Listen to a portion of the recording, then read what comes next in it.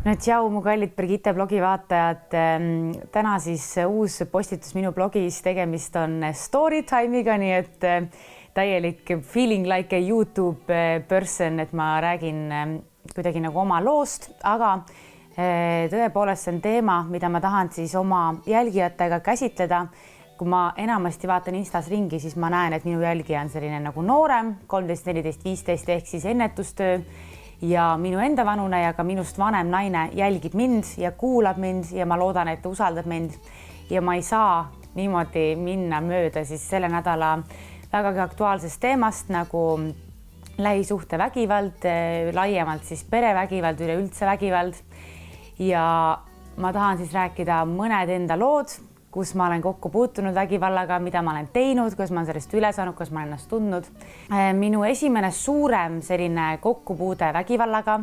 oli, ma arvan, siis, kui ma olin ülikoolis ja ma käisin oma sellisel esimesel suurel töökohal ja ma olin promotüdruk ja see on üsnagi seksistlik ametipost, kus töötada, sul on ilusad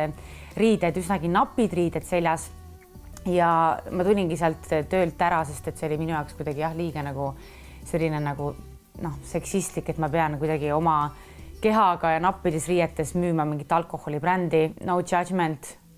aga ikkagi nagu see ei olnud minu vibe. Ega selles mõttes ma ei saa öelda, et nagu, et ma läksin hullult minema, tegin endale mingi otsuse, et ma olen nüüd mingi parem umbes kui see. Tegelikult ma sain kinga ja kuidas ma kinga sain, oli nii, et long story short, me olime siis sõbrannaga tööl ühes vanalinna ööklubis ja üks mees kukkus meie baari leti peale ja pool alkoholi läks maha. Ja siis hiljem oli meie kassast täpselt selle poole rummi võrra oli raha puudu. Ja siis, kui me läksime selle klubi ülemusele nagu seda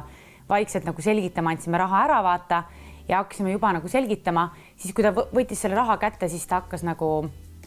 karjuma nagu minu ja minu sõbranna peale, et nagu, mis te mingid bakarditüdrukud umbes tulete siia, mingi iga nädal on teiega probleeme, tulete siia mingi varastama ja nagu mitte nagu nii nagu mina, vaid nagu tõrre põhjast nagu siuke rõve, kuradi 40-aastane kiilakas karjub su peale nagu.